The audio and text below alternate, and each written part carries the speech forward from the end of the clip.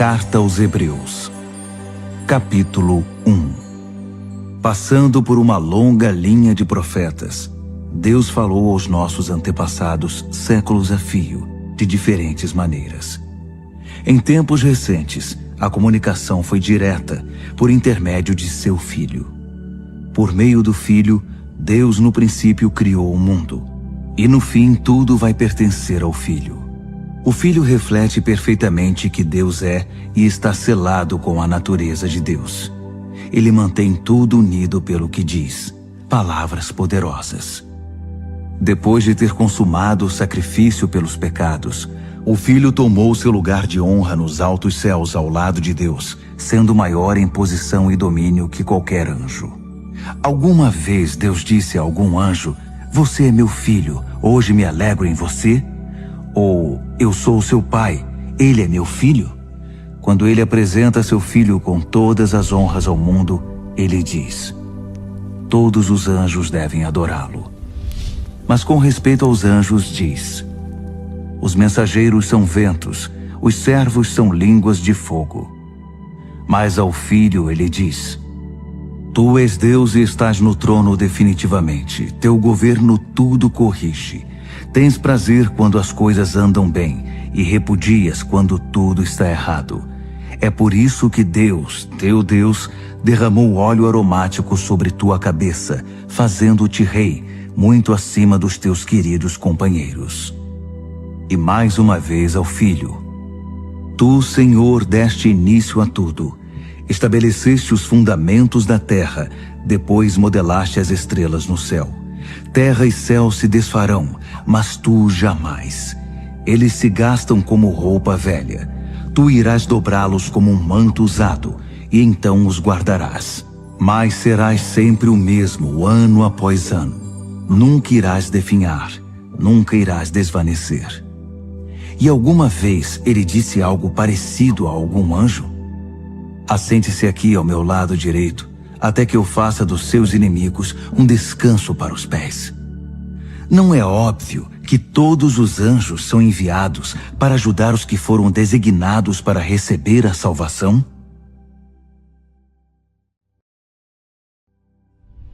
Hebreus, capítulo 2. É fundamental que nos apeguemos com firmeza ao que ouvimos, para que não nos desviemos. Se a antiga mensagem entregue pelos anjos era válida e ninguém podia desprezá-la, acham que podemos nos arriscar a desprezar a última, esta magnífica salvação? Antes de tudo, ela foi entregue pelo Senhor em pessoa, depois cuidadosamente transmitida a nós pelos que dele a ouviram. Durante todo este tempo, Deus a estava confirmando com os dons do Espírito Santo, todos os sinais e milagres, conforme decisão divina. Deus não encarregou os anjos da salvação de que estamos falando. A Escritura diz: o que é o ser humano para que te preocupes com eles? Por que desperdiçarias tempo te preocupando com eles? Tu os fizeste quase tão importantes quanto os anjos, deslumbrantes com a luz da aurora no Éden. Depois, deste a eles responsabilidade sobre o mundo que criaste. Quando Deus os designou responsáveis sobre tudo, nada foi excluído. Mas ainda não vemos todas as coisas debaixo da jurisdição humana. O que vemos é Jesus, feito quase tão importante quanto os anjos, e então, pela experiência da morte, coroado muito acima de qualquer anjo, com uma glória deslumbrante com a luz da aurora no Éden. Naquela morte, pela graça de Deus, ele experimentou plenamente a morte no lugar de cada ser humano. Faz sentido que o Deus que iniciou tudo e que tudo preserva agora, conclua sua obra, tornando perfeito o pioneiro da salvação através do sofrimento, enquanto ele conduz todas essas pessoas à glória. Uma vez que é aquele que salva e os que são salvos têm uma origem comum, Jesus não hesita em tratá-los como família, dizendo: vou contar a meus bons amigos, meus irmãos e irmãs, tudo o que sei sobre ti. Vou me reunir a eles num culto e em louvor a ti. Uma vez mais, ele se põe no mesmo círculo familiar quando diz: Até eu vivo por depositar minha confiança em Deus. E uma vez mais, aqui estou com os filhos que Deus me deu. Uma vez que os filhos são de carne e sangue, é óbvio que o Salvador assumiu a carne e o sangue para resgatá-los por sua morte. Abraçando a morte e tomando-a para si, ele destruiu o poder que o diabo exercia sobre a morte e libertou os que temiam em vida por causa do medo da morte. Assim, é evidente que ele não suportou tudo isso por causa dos anjos, e sim por causa de pessoas como nós, filhos de Abraão. Foi por isso que ele teve de assumir a vida humana de forma integral. Então, quando se apresentou diante de Deus como sacerdote principal para retirar os pecados da humanidade, ele já havia experimentado toda a dor e havia passado em todos os testes, e agora tinha condições de ajudar no que fosse necessário.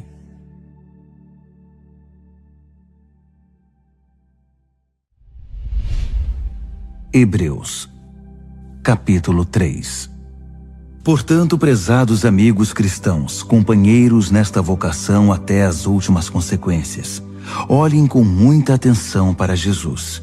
Ele está no centro de tudo em que cremos, pois foi fiel em cumprir tudo o que Deus ordenou. Moisés também foi fiel, mas Jesus tem maior honra. O construtor tem mais valor que sua obra. Toda casa tem um construtor, mas o construtor por trás de tudo é Deus. Moisés fez um bom trabalho na casa de Deus, mas foi um trabalho de servo, deixando as coisas preparadas para aquele que haveria de vir. Cristo, o Filho, tem a responsabilidade da casa. Agora basta que nos apeguemos com firmeza a essa ousada confissão e estamos em casa. É por isso que o Espírito Santo diz: hoje, por favor, ouçam. Não fechem os ouvidos, como na revolta amarga, o tempo de provação no deserto. Ainda que eles tivessem observado meu trabalho por 40 anos, seus antepassados não me permitiram agir do meu modo e muitas vezes testaram minha paciência. Fui provocado, muito provocado. Eu disse, o coração deles nunca vai estar comigo. Eles se recusam a andar nos meus caminhos. Irritado, jurei, eles nunca vão chegar ao seu destino, nunca vão conseguir se sentar e descansar. Portanto, amigos, vigiem seus caminhos. Certifiquem-se de que não haja nenhuma descrença maligna rondando e que possa desviá-los do caminho, afastando-se do Deus vivo. Pois enquanto ainda é o hoje de Deus, vigiem um ao outro, para que o pecado não os adormeça. Se pudermos manter a firmeza no ponto em que começamos, é o bastante para estar com Cristo por todo o caminho. Estas palavras soam em nossos ouvidos. Hoje, por favor, ouçam. Não fechem seus ouvidos como na revolta amarga. Quem eram as pessoas que se fizeram de surdas? Não eram as mesmas que Moisés tirou do Egito? E quem provocou Deus por 40 anos? Não foram os mesmos que se fizeram de surdos e viraram cadáveres no deserto? E quando ele jurou que nunca iriam chegar ao seu destino, não estava ele se referindo aos que se fizeram de surdos? Eles nunca chegaram lá, porque não o ouviram e nunca creram. Hebreus, capítulo 4. Enquanto a promessa de descansar nele nos impulsiona para o alvo de Deus, cuidemos para não sermos desqualificados. Recebemos as mesmas promessas que o povo do deserto.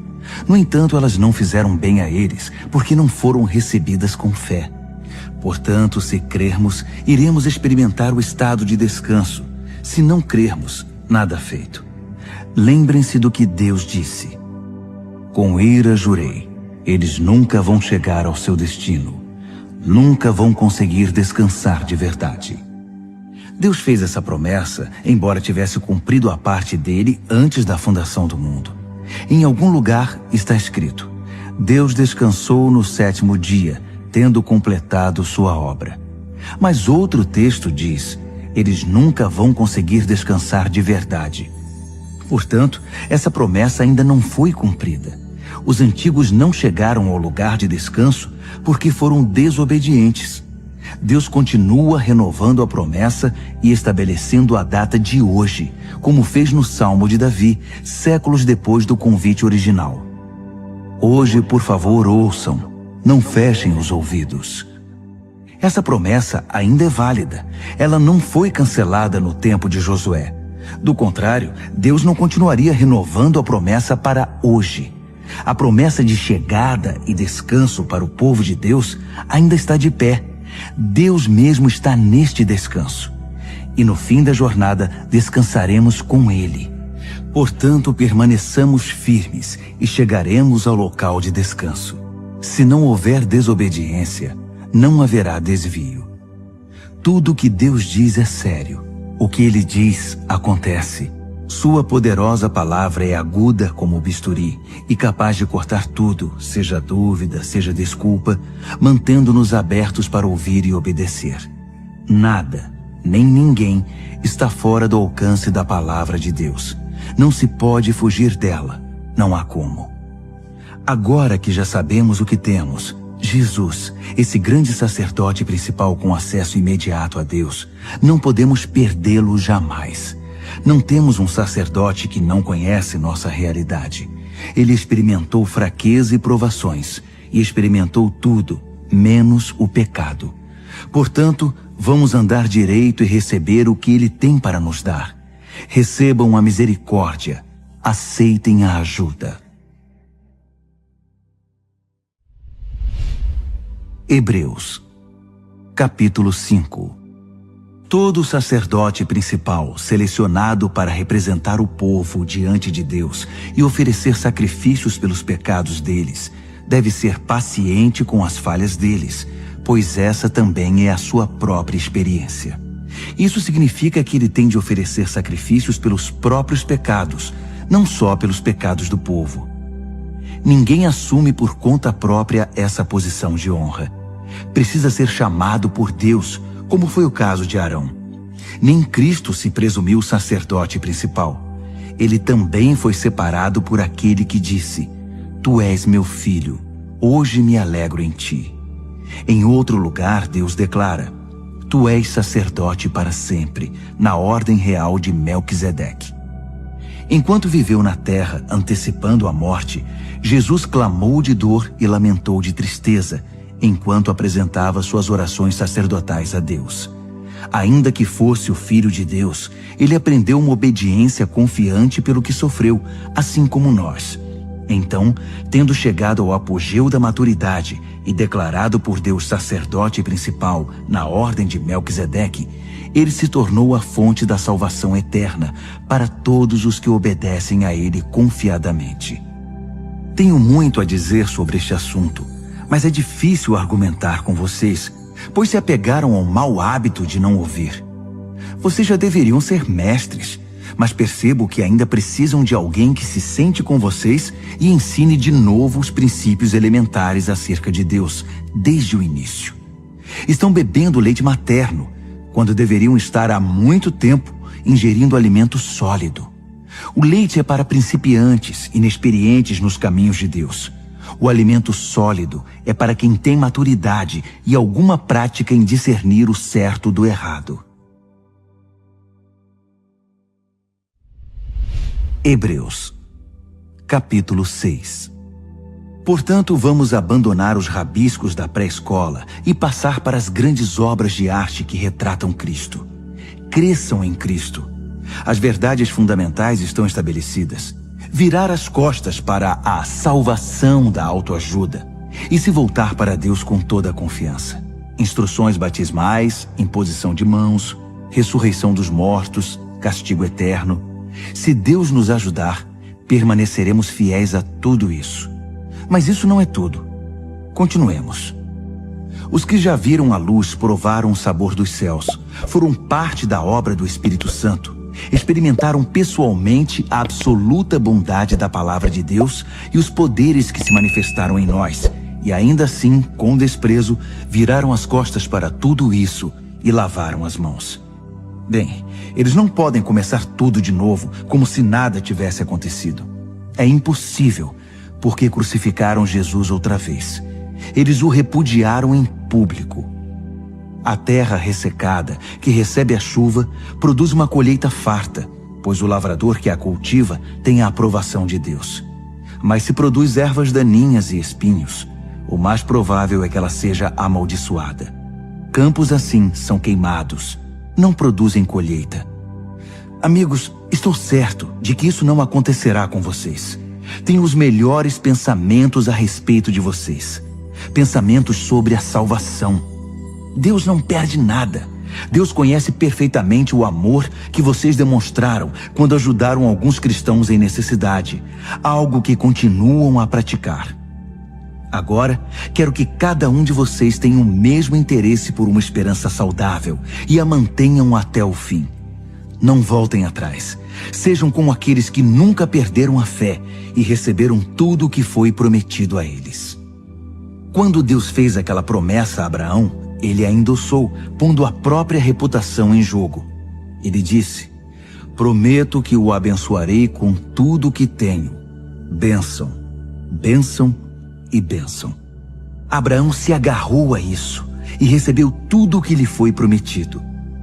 Quando alguém faz uma promessa, oferece também uma garantia, apelando para alguma autoridade acima dele. Assim, se houver alguma dúvida a respeito da promessa, a autoridade entra em ação, decidindo qualquer questionamento. Deus, como garantia de suas promessas, deu sua palavra, uma garantia sólida como rocha. Deus não pode quebrar sua própria palavra. E como sua palavra não pode mudar, sua promessa é também imutável. Nós que recorremos a Deus para salvar nossa vida, temos todos os motivos para agarrar com as duas mãos a esperança prometida e nunca mais a largar. Essa esperança é uma linha da vida espiritual inquebrável, que vai além de tudo que é visível, até a presença de Deus, onde Jesus está, pois ele se adiantou a nós e assumiu sua posição permanente de sacerdote principal a nosso favor, na ordem de Melquisedeque.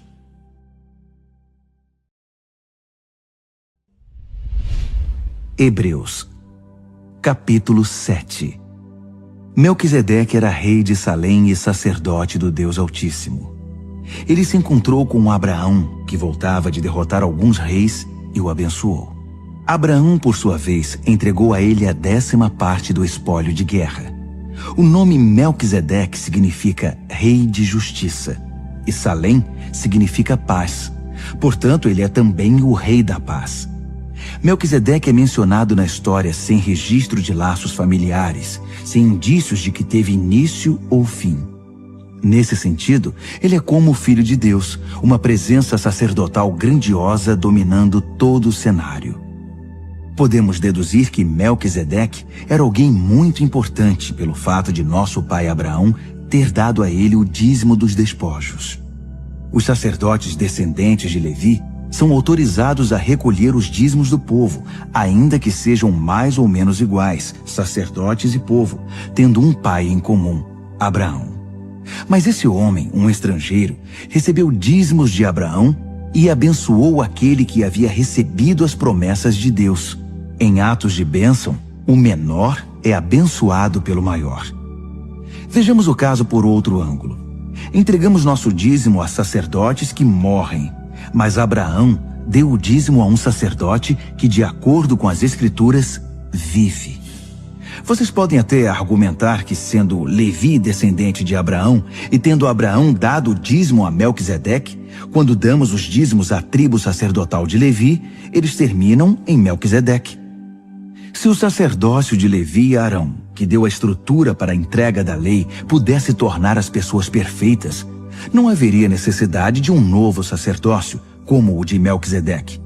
Mas como esse sacerdócio não conseguiu cumprir seu objetivo, houve uma mudança de sacerdócio.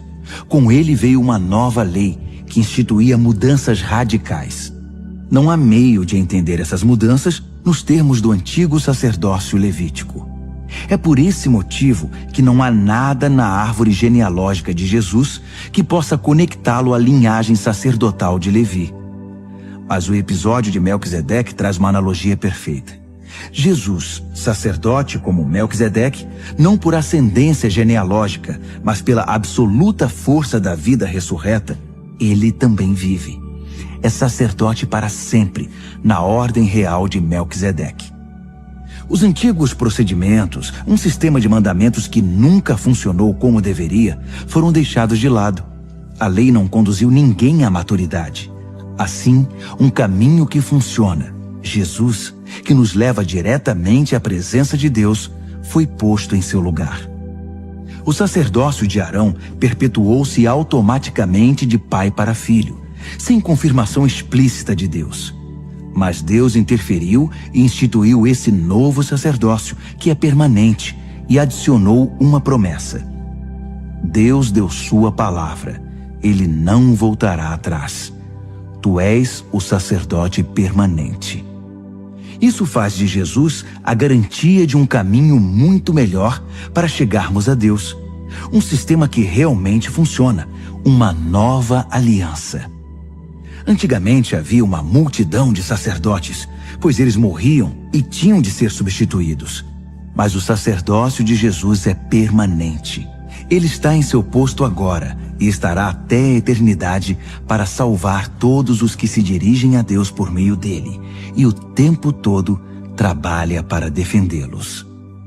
Portanto, agora temos um sacerdote principal que se adapta perfeitamente às nossas necessidades.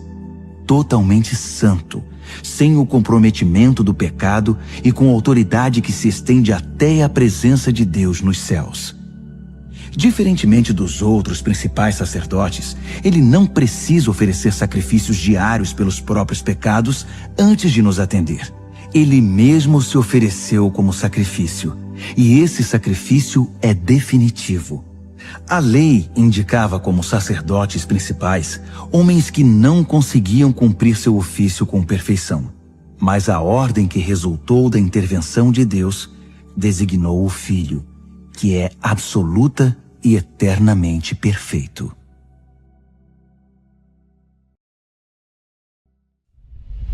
Hebreus, capítulo 8. Em essência, temos um sacerdote principal, que com autoridade na presença de Deus, conduz o culto no santuário verdadeiro construído por Deus. A tarefa do sacerdote principal é oferecer dádivas e sacrifícios. Nesse ponto não é diferente do sacerdócio de Jesus. Se ele estivesse limitado à terra, não poderia ser sacerdote. Não precisaríamos dele, pois há um grande número de sacerdotes que podem oferecer as dádivas prescritas na lei. Esses sacerdotes, na verdade, apenas representam o que acontece no verdadeiro santuário do céu. Moisés teve um vislumbre dele na época em que estava para edificar o santuário do tabernáculo. Foi quando Deus disse: siga exatamente o que você viu na montanha. Mas a obra sacerdotal de Jesus ultrapassa em muito a dos outros sacerdotes, pois ele faz parte de uma aliança muito superior. Se a primeira aliança tivesse funcionado, a segunda não seria necessária. Mas sabemos que a antiga aliança deixou a desejar, pois Deus disse: levantem a cabeça, está chegando o dia em que vou estabelecer uma nova aliança com Israel e Judá. Vou deixar de lado a antiga aliança que estabeleci com os antepassados deles, quando os conduzi pela mão na saída do Egito. Eles não cumpriram a parte deles no acordo, por isso os deixei de lado. Mas a nova aliança que estou fazendo com Israel não será escrita no papel, não será esculpida em pedra. Desta vez vou escrever a aliança neles mesmos. Vou gravá-la no coração deles. Vou ser o Deus deles, e eles serão meu povo. Não precisarão ir à escola para aprender de mim, nem comprar um livro do tipo Conheça Deus em 5 lições. Eles vão me conhecer em primeira mão, o pequeno e o grande, o comum e o importante. Eles vão me conhecer por terem sido carinhosamente perdoados, por terem sua ficha de pecados apagada e limpa para sempre. Quando a nova aliança entre Deus e seu povo passou a vigorar, a antiga foi para a gaveta e lá ficará acumulando poeira.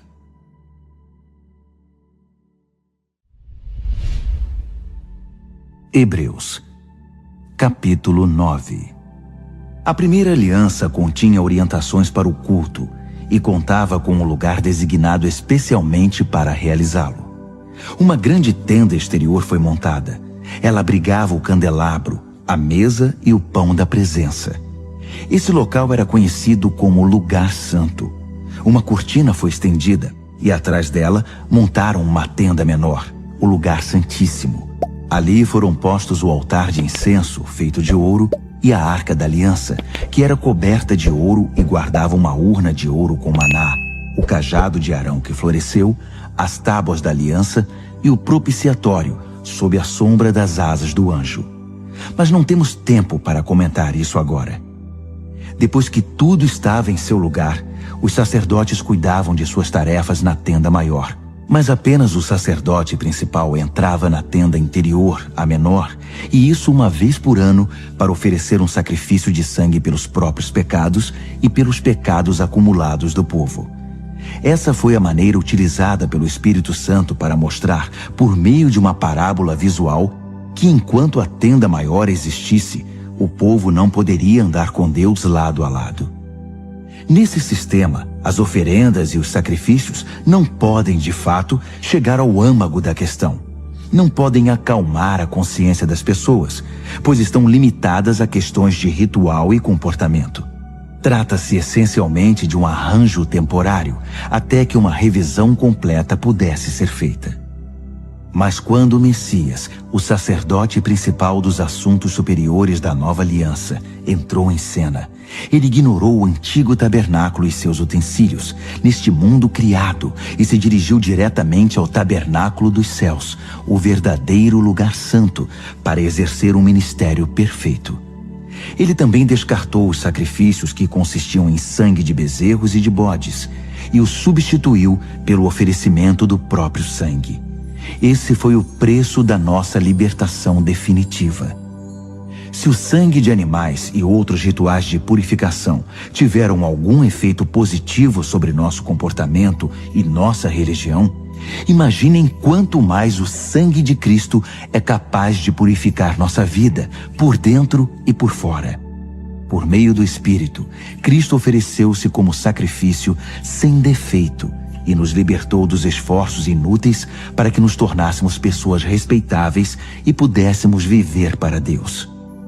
Assim como um testamento só tem efeito depois da morte de quem o fez, a nova aliança foi iniciada com a morte de Jesus. Sua morte assinalou a transição da antiga aliança para a nova, cancelando as antigas obrigações e os pecados que as acompanhavam, e convocando os herdeiros a receber a herança eterna que foi prometida a eles. Reuniu Deus e seu povo neste novo caminho. Mesmo na primeira aliança, houve a necessidade de uma morte para sua confirmação. Depois de ler todos os termos da aliança da lei, o testamento de Deus, Moisés pegou o sangue dos animais sacrificados e, num gesto solene, aspergiu-o sobre o documento e sobre o povo, que era o beneficiário. Ele atestou sua validade com as palavras: "Este é o sangue da aliança ordenada por Deus." Fez o mesmo com o local de culto e seu mobiliário. Moisés disse ao povo: "Este é o sangue da aliança que Deus firmou com vocês." Num testamento, pode-se dizer que tudo gira em torno da morte. É por isso que o sangue, a evidência da morte, é tão usado em nossa tradição, especialmente no que se refere ao perdão de pecados. Isso indica a proeminência do sangue e da morte em todas aquelas práticas secundárias que apontam para as realidades do céu. Indica também que quando o que é real assume seu lugar, os sacrifícios de animais não são mais necessários, pois já cumpriram seu propósito. Cristo não entrou na versão terrestre do lugar santo. Ele entrou no verdadeiro lugar santo e ofereceu-se a Deus como sacrifício pelos nossos pecados. Ele não faz isso todo ano, como os principais sacerdotes faziam na antiga aliança, com um sangue que não era o deles. Se fosse, ele teria de se sacrificar repetidamente no decorrer da história. Em vez disso, ele se sacrificou de uma vez por todas, assumindo todos os outros sacrifícios no seu sacrifício, a solução final para o pecado. Todo mundo tem de morrer uma vez e depois encarar as consequências de sua vida. A morte de Cristo também foi um acontecimento único, mas foi um sacrifício que levou nossos pecados para sempre. Assim, da próxima vez que ele se manifestar, o resultado para os que estão ansiosos por encontrá-lo será exatamente a salvação. Hebreus, capítulo 10. A antiga aliança era apenas um vislumbre das boas coisas da nova aliança. Uma vez que a antiga aliança da lei não era completa em si mesma, ela não poderia aperfeiçoar os que participavam dela. Não importa quantos sacrifícios oferecessem ano após ano, jamais conseguiriam uma solução definitiva. Se tivessem conseguido, os adoradores seguiriam cada um o seu caminho alegremente, não mais presos aos seus pecados. Mas em vez de remover a consciência do pecado, a repetição dos sacrifícios de animais na verdade só realçava a preocupação e a culpa, porque o sangue de touros e de bodes não tem poder para eliminar pecados. É isso que a profecia quer dizer nas palavras de Cristo. Tu não queres sacrifícios e ofertas ano após ano, e me preparaste um corpo para o sacrifício. Não é o aroma ou a fumaça do altar que te dá prazer. Então eu disse, estou aqui para fazer do teu modo, ó Deus, como está determinado no teu livro. Quando ele diz, tu não queres sacrifícios e ofertas, está se referindo às práticas da antiga aliança. Quando acrescenta, estou aqui para fazer do teu modo, deixou de lado o sistema antigo para promulgar a nova aliança, o modo de Deus, por meio do qual nos tornamos perfeitos para Deus pelo sacrifício único de Jesus. O sacerdote trabalha no altar todos os dias, oferecendo o mesmo sacrifício ano após ano, e nem de longe resolve o problema do pecado. Como sacerdote, Cristo fez um sacrifício único pelos pecados, e tudo se resolveu. Então, ele se sentou à direita de Deus e apenas esperou que seus inimigos desabassem. Foi um sacrifício perfeito, realizado por uma pessoa perfeita, para aperfeiçoar pessoas muito imperfeitas. Por meio daquela simples oferta, ele fez tudo o que precisava ser feito para os que tomam parte no processo purificador. O Espírito Santo confirma. A nova aliança que estou fazendo com Israel não será escrita no papel, não será esculpida em pedra. Desta vez, vou escrever a aliança neles mesmos. Vou gravá-la no coração deles. Ele conclui. Vou limpar de vez a ficha dos pecados deles. Uma vez que os pecados foram definitivamente eliminados, não é preciso mais oferecer sacrifícios por eles. Portanto, amigos, podemos agora, sem hesitação, caminhar direto para Deus, até o lugar santo. Jesus preparou o caminho pelo sangue de seu sacrifício e atua como nosso sacerdote diante de Deus. A cortina que dá acesso à presença de Deus é seu corpo. Então, avante, cheios de fé, confiantes de que estamos apresentáveis para Ele, vamos nos agarrar às promessas que nos fazem prosseguir. Ele sempre mantém sua palavra. Sejamos criativos no amor, no encorajamento e na ajuda. Não evite as reuniões de culto, como alguns fazem, desprezando os irmãos, ainda mais agora que o grande dia se aproxima. Desistir e virar as costas para tudo que aprendemos e recebemos, para a verdade que agora sabemos, é o mesmo que rejeitar o sacrifício de Cristo, e estaremos sem defesa no juízo final. E que julgamento será! Se a pena por quebrar a lei de Moisés era morte física, o que acham que vai acontecer se vocês desprezarem o Filho de Deus, se cuspirem no sacrifício que tornou vocês completos e se insultarem o Espírito? Isso não é pouca coisa. Deus já nos avisou. Vai nos chamar para prestar contas e nos fazer pagar. Ele foi muito claro. A vingança é minha e não vou deixar passar nada. Disse também, Deus vai julgar seu povo. Acreditem, ninguém vai escapar. Lembram-se de quando vocês viram a luz pela primeira vez? Eram tempos difíceis. Ser desrespeitado em público e atacado de todas as formas era a rotina. Às vezes com vocês, às vezes com seus amigos. Se os amigos eram presos, vocês ficaram do lado deles. Se os inimigos atacavam e tomaram seus bens, vocês os deixavam ir com um sorriso, sabendo que eles não poderiam tocar no verdadeiro tesouro de vocês.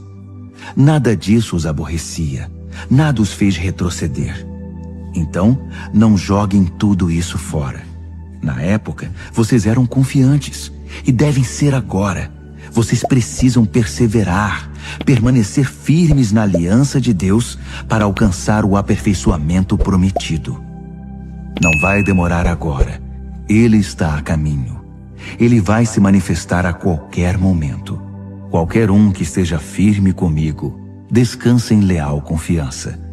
Mas se desistir e me abandonar, não ficarei satisfeito. Mas não somos perdedores. Não vamos desistir. Ah, não. Continuaremos firmes e sobreviveremos, sem perder a confiança durante a caminhada. Hebreus, capítulo 11. O fato essencial da existência é que esta confiança em Deus, esta fé, é o alicerce sólido que sustenta qualquer coisa que faça a vida digna de ser vivida. É pela fé que lidamos com o que não podemos ver. Foi um ato de fé que distinguiu nossos antepassados, elevando-os acima da multidão. Pela fé, vemos o mundo trazido à existência pela palavra de Deus, o que foi criado e que podemos ver por meio do que não vemos. Por um ato de fé, Abel apresentou a Deus um sacrifício melhor que o de Caim. Foi aquilo em que ele acreditava, não o que ele trouxe, que fez diferença. Pelo que Deus observou, pôde aprová-lo e considerá-lo justo. Após todos estes séculos, aquela fé continua a chamar nossa atenção. Por um ato de fé, Enoque escapou da morte. Eles o procuraram e não o encontraram, pois Deus o tinha tomado. Sabemos, com base num testemunho confiável, que antes de ser tomado, ele agradou a Deus. É impossível agradar a Deus a não ser pela fé. Por quê? Porque qualquer um que deseja se aproximar de Deus deve crer que Ele existe e que se preocupa o bastante para atender aos que o procuram. Pela fé, Noé construiu um barco na terra seca. Ele havia sido avisado de algo que não podia ver e agiu apenas com base no que foi dito a ele. O resultado? Sua família foi salva. Seu ato de fé estabeleceu uma linha divisória entre a maldade do mundo descrente e a justiça do mundo que cria. Como consequência, Noé tornou-se íntimo de Deus. Por um ato de fé, Abraão disse sim ao chamado de Deus e partiu para um lugar desconhecido que se tornaria seu lar. Quando ele saiu, não tinha ideia de para onde estava indo. Por um ato de fé, foi residir no país que, de acordo com a promessa, seria dele. Viveu ali como estrangeiro e morava em tendas. Isaac e Jacó fizeram o mesmo, vivendo pela mesma promessa. Abraão agiu assim, mantendo o olhar numa cidade invisível, que tem fundamentos reais e eternos. A cidade planejada e construída por Deus. Pela fé, a estéril Sara conseguiu engravidar, mesmo sendo já bem idosa, porque ela creu que a pessoa que fez a promessa iria cumpri-la. Foi assim que de um homem idoso e sem vigor, nasceram milhões de pessoas. Cada uma dessas pessoas de fé morreu sem ver o cumprimento da promessa, mas ainda crendo. Como conseguiram? Elas o viram e saudaram de longe, aceitando o fato de que eram passageiros neste mundo. Quem vive assim sabe que está procurando seu verdadeiro lar. Se estivessem com saudade do antigo país, poderiam ter voltado quando quisessem, mas buscavam um país muito melhor que o antigo. Buscavam o país celestial. É fácil entender porque Deus é tão orgulhoso dessas pessoas e porque é uma cidade à espera delas. Pela fé, Abraão, na hora da prova, ofereceu Isaque de volta para Deus. Agindo com fé, ele estava disposto a devolver o filho prometido, seu único filho, assim como se havia mostrado feliz em recebê-lo. E isso depois de Deus ter dito a ele: seus descendentes virão de Isaque. Abraão raciocinou que Deus, se quisesse, poderia ressuscitar o morto. Em certo sentido, foi o que aconteceu quando ele pôde retirar Isaque vivo do altar. Por um ato de fé, Isaque vislumbrou o futuro, enquanto abençoava Jacó e Esaú. Por um ato de fé, Jacó, no leito de morte, abençoou os filhos de José de maneira invertida, o mais novo primeiro, depois o mais velho, abençoando-os com a bênção de Deus, não com a sua, enquanto fazia uma reverência apoiado em seu cajado. Por um ato de fé, José, na hora da morte, profetizou o êxodo de Israel e deixou instruções quanto ao próprio sepultamento.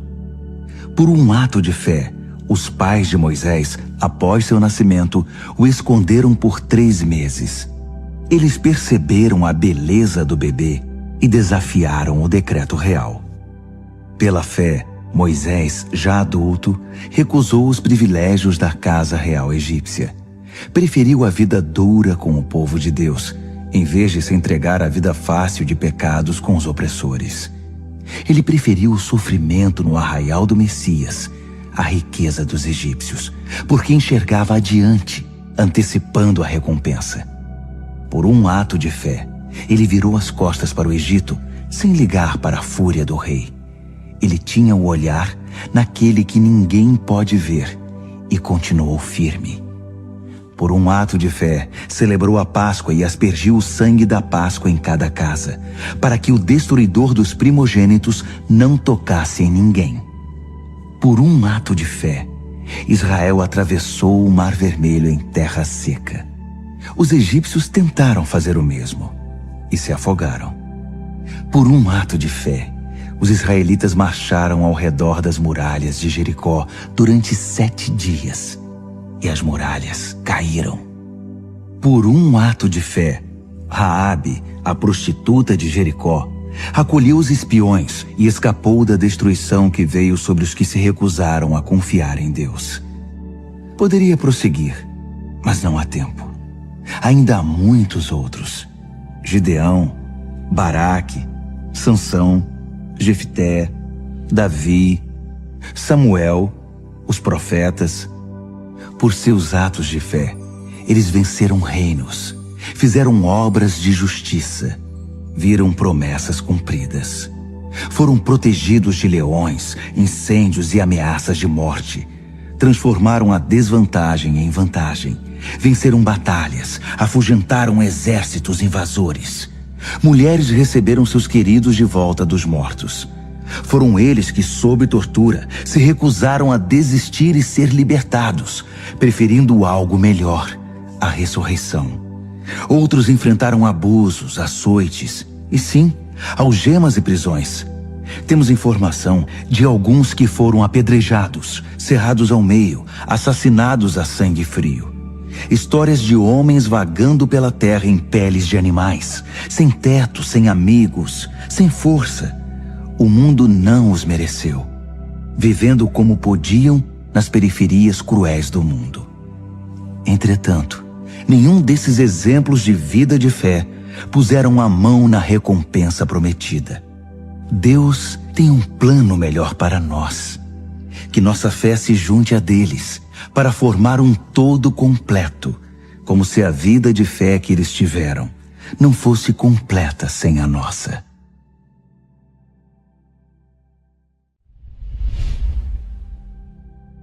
Hebreus, capítulo 12. Percebem o que isso significa? Todos esses pioneiros iluminando o caminho, todos esses veteranos nos encorajando? Significa que o melhor a fazer é continuar. Livres dos acessórios inúteis, comecem a correr e nunca desistam. Nada de gordura espiritual extra, nada de pecados parasitas. Mantenham os olhos em Jesus, que começou e terminou a corrida de que participamos. Observem como ele fez, porque ele jamais perdeu o alvo de vista, aquele fim jubiloso com Deus. Ele foi capaz de vencer tudo pelo caminho, a cruz, a vergonha, tudo mesmo. Agora está lá, num lugar de honra ao lado de Deus. Quando se sentirem cansados no caminho da fé, lembrem-se da história dele, da longa lista de hostilidade que ele enfrentou. Será como uma injeção de adrenalina na alma.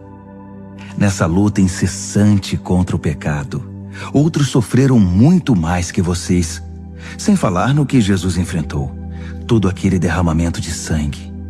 Portanto, nada de autocomiseração. Ou vocês já se esqueceram de que os bons pais tratam bem os filhos e que Deus trata vocês como filhos dele? Meus filhos queridos, não desprezem a disciplina de Deus. Também não sejam esmagados por ela. Ele disciplina o filho que ama. O filho que ele abraça, ele também corrige. Deus está educando vocês. É por isso que vocês nunca devem desistir. Ele está tratando vocês como filhos queridos. Essa provação que vocês estão enfrentando não é um castigo, é um treinamento, a experiência normal dos filhos. Só pais irresponsáveis deixam os filhos por conta própria. Vocês gostariam que Deus fosse irresponsável? Se respeitamos nossos pais que nos educaram e não nos mimaram, por que não aceitar a disciplina de Deus para que possamos viver de verdade?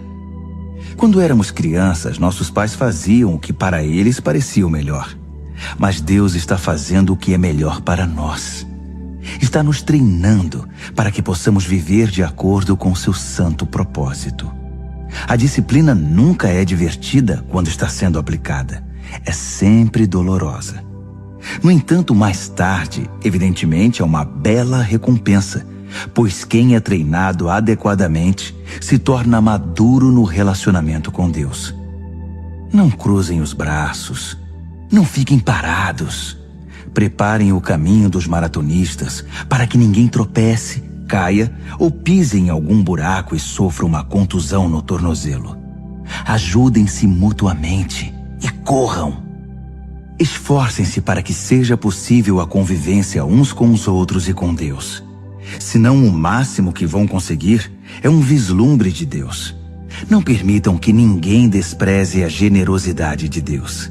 Não deixem que a erva daninha da amargura se espalhe.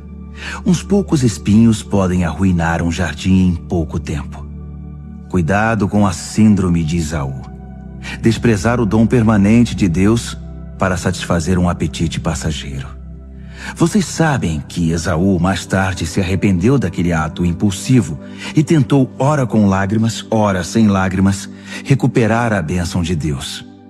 Mas já era tarde demais. Diferentemente dos seus antepassados, vocês não foram até o Monte Sinai, aquele fogo como que de vulcão e estrondo de terremoto, para ouvir Deus falar. As palavras ensurdecedoras e a mensagem forte a ponto de balançar a alma os aterrorizaram, e eles imploraram que parasse. Quando ouviram a frase, se um animal tocar a montanha deverá morrer, ficaram com medo até de se mexer. Até Moisés ficou assustado. Essa não é de modo algum a experiência de vocês. Vocês chegaram ao Monte Sião, a cidade onde o Deus vivo reside. A Jerusalém invisível é habitada por multidões de anjos festivos e cidadãos que creem. É a cidade onde Deus é o juiz e na qual seus julgamentos nos tornam justos. Vocês chegaram a Jesus, que apresentou uma nova aliança, um novo alvará concedido por Deus. Ele é o mediador desta aliança. A morte de Jesus não foi como a de Abel, um assassinato que clama por vingança. Em vez disso, tornou-se uma proclamação da graça. Portanto, não tapem os ouvidos para essas palavras tão agradáveis. Se os que ignoraram as advertências terrenas não escaparam, o que nos acontecerá se virarmos as costas para as advertências do céu? A voz de Deus naquela ocasião sacudiu a terra até os fundamentos. Desta vez ele foi bem claro.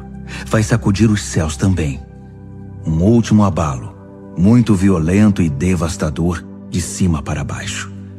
A expressão "um último abalo" significa uma limpeza completa, que elimina todo o lixo religioso e histórico e traz à tona a essência inabalável e limpa, sem mistura alguma.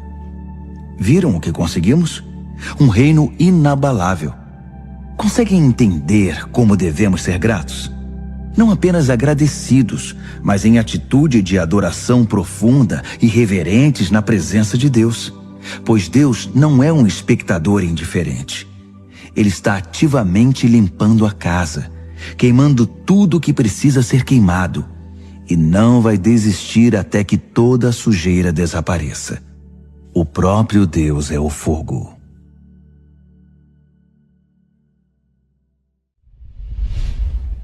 Hebreus, capítulo 13.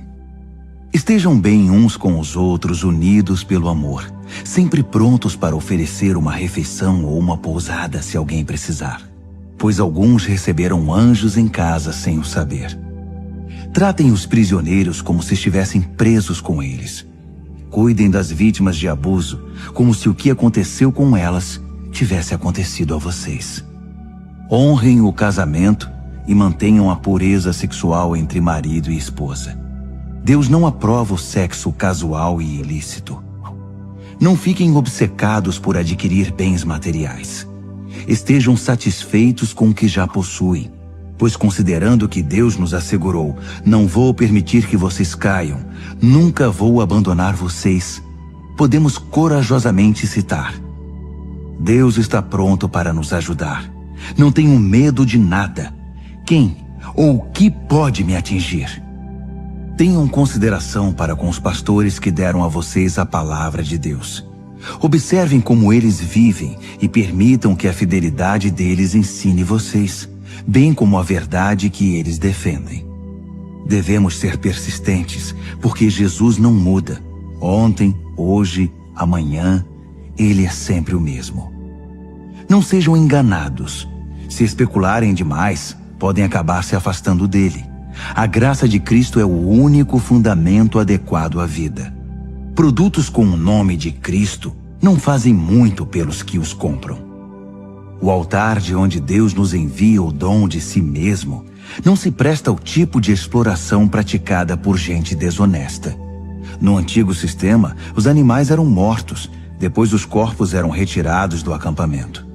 O sangue então era trazido para dentro do altar como sacrifício pelo pecado. Ocorreu o mesmo com Jesus. Ele foi crucificado fora das portas da cidade, e ali ele derramou o sangue do sacrifício, que foi trazido para o altar de Deus, a fim de purificar seu povo. Portanto, vamos para fora onde Jesus está, onde a ação está. Não devemos pensar em privilégios, mas assumir nossa parte no sofrimento de Jesus. Esse mundo que fica do lado de dentro não é nosso lar. Esperemos a cidade que está para vir. Vamos para o lado de fora com Jesus, não mais derramando sangue de sacrifícios de animais, e sim os louvores dos nossos lábios a Deus em nome de Jesus. Não pensem que por achar que tudo está resolvido, poderão se tornar preguiçosos e não fazer mais nada pelo bem comum. Não. Compartilhem o que têm com os outros. Deus tem prazer especial em atos de culto. Um tipo diferente de sacrifício que tem lugar na cozinha, no local de trabalho ou na rua. Sejam obedientes aos seus pastores. Ouçam o conselho deles. Eles estão atentos à condição da vida de vocês e trabalham sob a estrita supervisão de Deus. Contribuam para que a liderança deles seja alegre, não penosa. Por que tornar as coisas mais difíceis? Orem por nós. Não temos dúvida quanto ao que fazemos ou por que fazemos, mas é um trabalho difícil e precisamos das suas orações. Tudo o que queremos é viver bem na presença de Deus. Orem para que possamos nos reunir em breve. Que Deus, que reúne todas as coisas e torna todas as coisas completas, que estabeleceu a marca permanente do sacrifício de Jesus, o sacrifício de sangue, que selou a aliança eterna, que trouxe de volta Jesus, nosso grande pastor, levantado e vivo dentre os mortos, que agora reúna vocês e os presenteie com tudo de que precisam para agradá-lo. Que Deus faça de nós aquilo que dê mais prazer a Ele, por meio do sacrifício de Jesus, o Messias.